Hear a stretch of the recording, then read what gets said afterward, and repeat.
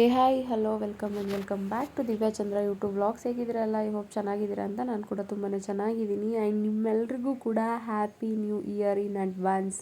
ಹೊಸ ವರ್ಷದ ಶುಭಾಶಯಗಳು. ಹೊಸ ವರ್ಷ ಎಲ್ರಿಗೂ ಹೊಸದಾಗೇ ಇರಲಿ, ಎಲ್ರಿಗೂ ಖುಷಿನ ಕೊಡಲಿ, ಹ್ಯಾಪಿಯಾಗಿರಿ ಅಂತ ಬಯಸ್ತಿದ್ದೀನಿ.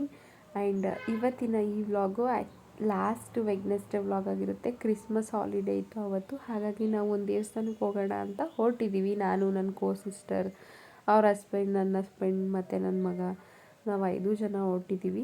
ಮನೆಯಿಂದ ಓಡೋಷ್ಟರಲ್ಲೇ ಆಲ್ಮೋಸ್ಟ್ ಒಂದು 10:30 11 ಅಷ್ಟು ಟೈಮ್ ಆಗಿತ್ತು. ಹಾಗಾಗಿ ಆಚೆ ಸ್ವಲ್ಪ ಜಾಸ್ತಿನೇ ಬಿಸಿಲಿದೆ. ಆ್ಯಂಡ್ ಇಷ್ಟೇ ಜನ ನಾವು ಹೊರಟಿದ್ದು. ನನ್ನ ಮಗಳು ಅಮ್ಮನ ಮನೇಲಿದ್ದಾಳಲ್ವ, ಅವಳು ಅಮ್ಮ ಅವ್ರ ಜೊತೆ ಹೋಗ್ತಾಳೆ. ನಾವಿಲ್ಲಿ ಹೋಗ್ತಿದ್ದೀವಿ. ಆ್ಯಂಡ್ ಲಾಸ್ಟ್ ಇಯರ್ 2024 ತುಂಬಾ ಕಲಿಸ್ಕೊಟ್ಟಿದ್ದೆ ಲೈಫಲ್ಲಿ. ಯಾರ ಜೊತೆ ಹೆಂಗಿದ್ರೆ ನಾವು ಅವ್ರಿಗೆ ಒಳ್ಳೆಯವರಂತ ಅನ್ನಿಸ್ತೀವಿ, ಯಾರ ಜೊತೆ ಹೆಂಗಿಲ್ಲ ಅಂದರೆ ಅವ್ರಿಗೆ ನಾವು ಕೆಟ್ಟವರನ್ನು ಕಾಣಿಸ್ತೀವಿ, ಕೆಟ್ಟವ್ರ ಥರ ಕಾಣಿಸ್ತೀವಿ.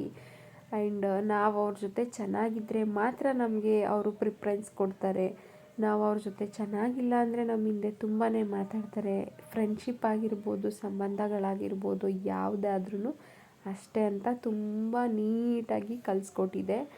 ಆ್ಯಂಡ್ ಇಲ್ಲಿ ನಾವು ಹೊರಟಿರೋದು ರಾಮನಾಥಪುರ ದೇವಸ್ಥಾನಕ್ಕೆ. ಹೌದು, ಇದನ್ನು 2ನೇ ಕುಕ್ಕೆ ಸುಬ್ರಹ್ಮಣ್ಯ ಅಂತಲೇ ಫೇಮಸ್ ಈ ದೇವರು. ಇಲ್ಲಿ ಸುಬ್ರಹ್ಮಣ್ಯ ಸ್ವಾಮಿ ಇರೋದ್ರಿಂದ ಇದನ್ನು 2ನೇ ಕುಕ್ಕೆ ಅಂತ ಕರೀತಾರೆ. ಇಲ್ಲಿ ಹೊಳೆ ಹತ್ರ ತುಂಬ ಜನ ಇದ್ದರು. ಅವತ್ತು ಹಾಲಿಡೇ ಇದ್ದಿದ್ದ ರೀಸನ್ನು ತುಂಬ ರಶ್ ಇರುತ್ತೆ ದೇವಸ್ಥಾನ. ಹಾಗಾಗಿ ಇವತ್ತು ನಾರ್ಮಲಾಗಿ ಅಷ್ಟೇ ಜನ ಇದ್ದಾರೆ. ಹಾಲಿಡೇ ಇದ್ದಿದ್ದರಿಂದ ನಾವಿಲ್ಲಿ ಹೋಗ್ತಿರ್ಬೇಕಾದ್ರೇ ನಾನು ವೀಡಿಯೋನ ಕ್ಯಾಪ್ಚರ್ ಮಾಡಿಬಿಟ್ಟಿದ್ದೀನಿ. ಹಾಗಾಗಿ ಅಷ್ಟೇ ಕಾರ್ ಪಾರ್ಕ್ ಮಾಡಿ ನೆಕ್ಸ್ಟ್ ನಾವು ಅಲ್ಲಿಂದ ಹೋಗೋಣ ಹೊಳೆ ಹತ್ರ ಅಂದ್ಬಿಟ್ಟು ಹೋಗ್ತಾ ಇದ್ದೀವಿ. ಇಲ್ಲಿ ಬಂದ್ವಿ, ಪಾರ್ಕಿಂಗ್ ಮಾಡ್ಬಿಟ್ಟು ನೋಡಿದ್ರೆ ದೇವಸ್ಥಾನದ ಒಳಗಡೆಗೆ ಹೋಗೋಕ್ಕೆ ಎಂಟ್ರೆನ್ಸಲ್ಲಿ ಈ ಲೆವೆಲಿಗೆ ಲೈನ್ ಇತ್ತು. ಯಪ್ಪ, ನಾವು ಹೋಗಿ ನಿಜವಾಗ್ಲೂ ದೇವ್ರ ದರ್ಶನ ಮಾಡ್ತೀವ ಅಂದ್ಕೊಂಡು ನಾವು ಹೊಳೆ ಹತ್ರ ಹೋದ್ವಿ. ನಮ್ಮ ಪಾಪಣಿ ಮತ್ತು ನನ್ನ ಮೈದನ ಇದ್ದಾರಲ್ಲ, ಅವ್ರು ಸ್ನಾನ ಮಾಡಿರಲಿಲ್ಲ ಅಂದ್ಬಿಟ್ಟು ಹೋದ್ವಿ.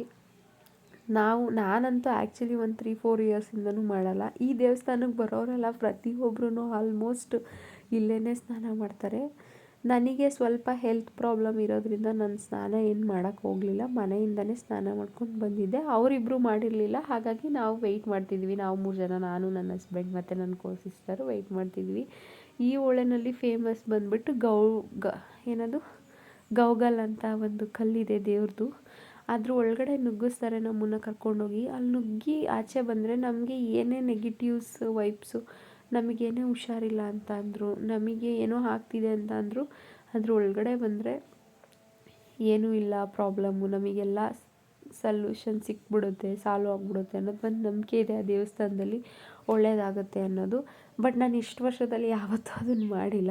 ಆ್ಯಂಡ್ ಇಲ್ಲಿ ಅದನ್ನೆಲ್ಲ ಮುಗಿಸ್ಕೊಂಡು ನಾವು ನಾರ್ಮಲಾಗಿ ಲೈನಲ್ಲಿ ಹೋದರೆ ನಾವು ಪೂಜೆ ಮಾಡ್ಸೋಕ್ಕಾಗಲ್ಲ, ಲೇಟ್ ಆಗಿಬಿಡುತ್ತೆ ಅಂತ ಹೇಳಿ ಟಿಕೆಟ್ ಕೊಡ್ತಿದ್ರು. ದುಡ್ಡು ಕೊಟ್ಟು ಟಿಕೆಟ್ ತೊಗೊಂಡು 250 ಅನಿಸುತ್ತೆ ತೊಗೊಂಡು ಒಳಗಡೆ ಹೋದ್ವಿ. ಒಳಗಡೆ ಎಲ್ಲ ವೀಡಿಯೋಸು ಫೋಟೋಸ್ ಅಲೋ ಇರಲಿಲ್ಲ. ಹಾಗಾಗಿ ನಾನು ಇಲ್ಲಿಗೆ ಎಂಡ್ ಮಾಡಿದ್ದೀನಿ.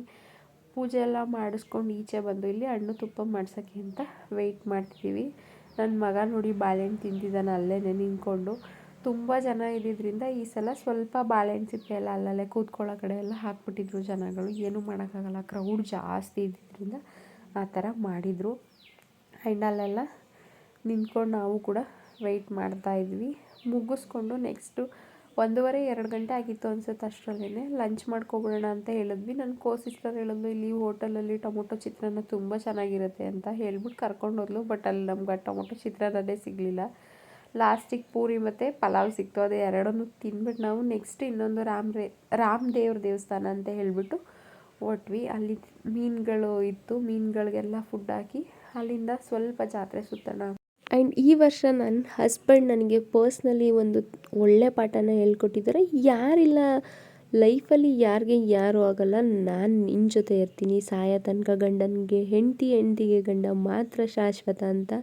ಅದನ್ನು ತುಂಬಾ ಚೆನ್ನಾಗಿ ಕಲ್ತ್ಕೊಂಡಿದ್ದೀನಿ. ಆ್ಯಂಡ್ ಕೆಲವೊಂದು ಫ್ರೆಂಡ್ಸ್ಗಳನ್ನ ತುಂಬ ಅಂದರೆ ತುಂಬಾ ಬ್ಲೈಂಡಾಗಿ ನಂಬಿದೆ ಅಂತ ಹೇಳ್ಬೋದು. ಸೊ ಅವರಿಂದ ತುಂಬ ಚೆನ್ನಾಗಿ ತಕ್ಕ ಮಟ್ಟಿಗೆ ಪಾಠ ಕಲ್ತಿದ್ದೀನಿ. ಆ್ಯಂಡ್ ಅದಕ್ಕೂ ಅವ್ರು ರಿಪ್ಲೈ ಕೊಟ್ಟಿದ್ದಾರೆ ನನ್ನ ಹಸ್ಬೆಂಡ್. ಅವ್ರನ್ನೆಲ್ಲ ಎಲ್ಲಿಡ್ಬೇಕು ಅಲ್ಲೇ ಇಡು, ಯಾರನ್ನು ಜಾಸ್ತಿ ಹಚ್ಕೋಬೇಡ, ಯಾರ ಹತ್ರನೂ ಯಾವುದೇ ಟಾಪಿಕ್ ಆದ್ರೂ ತುಂಬ ಬೇಗ ಶೇರ್ ಮಾಡ್ಕೊಳಕ್ಕೆ ಹೋಗಬೇಡ. ಅವ್ರು ಮಾತಾಡ್ತಿದ್ದಾರೆ ಬೇರೆಯವ್ರ ಬಗ್ಗೆ ಅಂತ ಅಂದರೆ ನೀನು ಅದಕ್ಕೆ ರಿಯಾಕ್ಟ್ ಮಾಡಬೇಡ ಯಾವುದೇ ಕಾರಣಕ್ಕೂ ಅಂತ ಹೇಳ್ಕೊಟ್ಟಿದ್ದಾರೆ. ಆ್ಯಂಡ್ ಹೌದು, ನಾನು ಇಷ್ಟು ದಿನ ಅದೇ ತಪ್ಪು ಮಾಡ್ತಿದ್ದೆ. ಅವರೊಬ್ಬರ ಬಗ್ಗೆ ಮಾತಾಡ್ತಿದ್ದಾರೆ ಅಂದರೆ ನಾನು ಅದಕ್ಕೆ ಬೇಗ ರಿಯಾಕ್ಟ್ ಮಾಡ್ತಿದ್ದೆ. ಯಾವತ್ತೂ ಲೈಫಲ್ಲಿ ನಾನು ಆ ತಪ್ಪನ್ನ ಮಾಡೋಕ್ಕೆ ಹೋಗಲ್ಲ. ಆ್ಯಂಡ್ ಇಲ್ಲಿ ನಾನು ಮತ್ತು ನನ್ನ ಸಿಸ್ಟರು ನಾವು ಚಿಕ್ಕ ವಯಸ್ಸಲ್ಲಿದ್ದಾಗ ಈ ಥರ ಹುಣ್ಸೆಹಣ್ಣೆಲ್ಲ ಸಿಗ್ತಿತ್ತು, ಅದನ್ನು ತೊಗೊಂಡು ತಿಂತಾ ಕೂತಿದ್ವಿ ಮಾತಾಡಿಕೊಂಡು. ಆ್ಯಂಡ್ ಅವನ್ನ ಸ್ವಲ್ಪ ಹೊತ್ತು ಆಟಾಡಿಸಿ ನನ್ನ ಮಗನ ಮನೆಗೆ ಓಡೋಣ ಅಂತ ಹೇಳ್ಬಿಟ್ಟು ಹೋಗ್ತಾಯಿದ್ವಿ. ಹಾಗೆ ದಾರಿ ಮಧ್ಯದಲ್ಲಿ ಸ್ವಲ್ಪ ಕಾರ್ ನಿಲ್ಲಿಸಿದ್ರು. ಹಾಗಾಗಿ ನಾನು ಅಲ್ಲೇ ಒಂದು ಚೆನ್ನಾಗಿತ್ತು ಆ ಕಡೆ ವೀಡಿಯೋನ ಕ್ಯಾಪ್ಚರ್ ಮಾಡ್ಕೋತಿದ್ದೀನಿ. ಅರೌಂಡ್ ಒಂದು 4:30 ಆ ಥರ ಆಗಿತ್ತು ಟೈಮು. ನಾವು ಮನೆಗೆ ಹೋಗೋ ಅಷ್ಟರಲ್ಲಿ ಸ್ವಲ್ಪ ಮನೆಗೆ ಸೊಪ್ಪು ಮತ್ತು ಹೂವು ತರಕಾರಿ ಬೇಕಿತ್ತು, ಅದನ್ನು ತೊಗೊಂಡು ನಾನಿಲ್ಲಿ ಹೋಗ್ತಾಯಿದ್ದೀವಿ. ಆ್ಯಂಡ್ ಈ ವಿಡಿಯೋ ನಿಮಗೆಲ್ಲ ಇಷ್ಟ ಆಗಿದರೆ ಪ್ಲೀಸ್ ದಯವಿಟ್ಟು ವಿಡಿಯೋನ ಸಬ್ಸ್ಕ್ರೈಬ್ ಮಾಡಿಕೊಂಡು ನೋಡಿ. ಹಾಗೆ ಇಷ್ಟ ಆದರೆ ನಿಮಗೆ ಲೈಕ್ ಮಾಡಿ, ಶೇರ್ ಮಾಡಿ, ಕಮೆಂಟ್ ಮಾಡಿ. Thank you for watching. Bye.